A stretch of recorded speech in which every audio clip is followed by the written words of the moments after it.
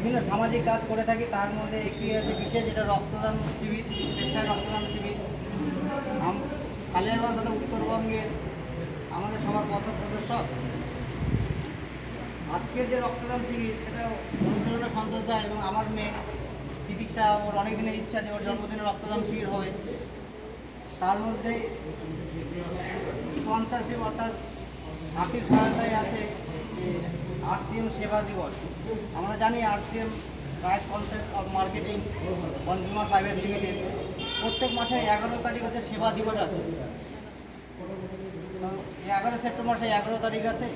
কী কী সেবা আছে আমাদের বলছে, বৃক্ষরোপণ অভিযান আছে, নেশামুক্ত করার সমাজ গড়ার জন্য আছে, রক্তদান সংগঠন আছে, অ্যাম্বুলেন্স সেবা আছে, তারপরে সম্পূর্ণ শিক্ষা অর্থাৎ 200 বাচ্চাদের শিক্ষার বিষয়ে আছে, মহিলা স্বচ্ছতা অভিযান আছে, বিভিন্ন সামাজিক কাজ আছে। এবং এটা 11 তারিখই সেবা দিবস। তো যেহেতু কাকতালীয়ভাবে 11 তারিখ আমার মেয়ের রক্তদান শিবির জন্মদিন, তাই এই সেবা কাজটাকে আমরা প্রথম কালিয়াগঞ্জে মানে আরসিএমের পক্ষ থেকে প্রথম হচ্ছে। আর তার জন্য রেজিস্ট্রেশন করতে হয় অনলাইনে। রেজিস্ট্রেশন করতে গিয়ে সেখানে আমাদের চিফ গেস্ট একজনকে দিতে হয়েছে। সেই চিফ গেস্টের সম্পূর্ণ ডিটেলস, তার নাম, ফোন নাম্বার, কোন বিষয়ের সাথে যুক্ত, কী কাজ করে। তা আমাদের আজকের যে রক্তদান শিবিরটা আমাদের প্রধান অতিথি মাননীয় শ্রী সন্তোষ কুমার বেঙ্গালী, ওনাকে আমরা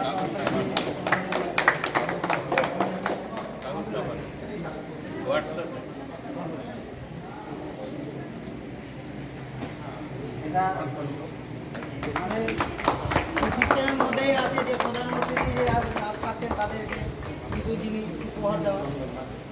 আর আমাদের মধ্যে বিশেষ আছেন আমাদের আরেক অনুপ্রেরণা স্বামী জ্যোতির্ময়ানন্দজি মহারাজ। আমরা মহারাজকে আমাদের কিছু প্রোডাক্ট মহারাজের হাতে তুলে দেব।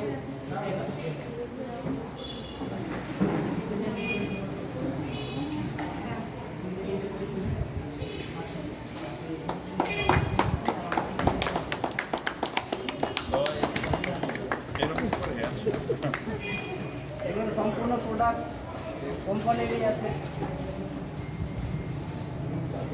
একটা কোম্পানি যেটা ব্যবসা না, সামাজিক ছবি তোলা হলে সবাই মিলে খাও। খাবার জন্য আর নাগরিক, আদর্শ নাগরিকের যে শপথ বাধ্য আছে পণ্ডিতজি করবেন, আমরা শুধু শুনুন, তারপরে আমাদের আজকে রক্তদান শিবির শুরু হয়। আরসিএম নতুন ভারতের নির্মাণের একটা মিশন, ওই মিশনের কিছু আদর্শ আছে, আমরা ওটা গ্রহণ করি। আরসিএমের প্রাণগীত আছে, ওই প্রাণগীতের ভাব নিয়ে দেশের নির্মাণ করা প্রথম। দ্বিতীয় আছে যে জল আর ইলেকট্রিসিটি তার মিতব্যয়িতা, এটা করা। তৃতীয় আছে যে বাজার যদি আমরা যাই তো প্লাস্টিকের ব্যাগকে কম ইউজ করি, কাপড়ের ব্যাগ যেন নিয়ে যায়। চতুর্থ হচ্ছে যে সিঙ্গল ইউজ প্লাস্টিক, এটা বরণ করা। আর তৃতীয় আছে যে আমরা যে এদিকে ওইদিকে যে আবর্জনা ফেলে দিই, ওটা না ফেলে কোনো জায়গায় উচিত স্থান নির্মাণ করা, ভারতকে সুস্থ রাখা, স্বচ্ছ রাখা।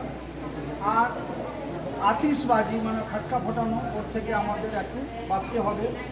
আর মিনিমাম প্রতি বছরে একটা টার্গেট দিব যে আমরা 10টা, 5টা, 2টা যত না হোক আমার একটা বৃক্ষরোপণ করব জীবনে, এটা আমার টার্গেট থাকবে।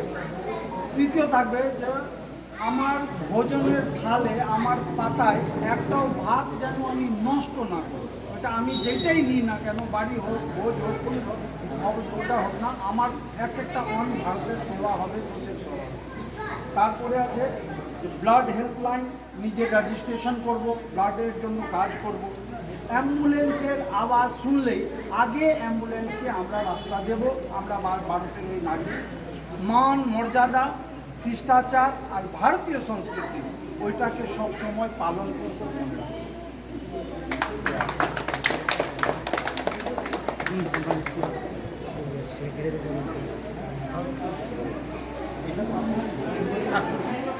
कौन कौन सा पौधा लगाना चाहिए?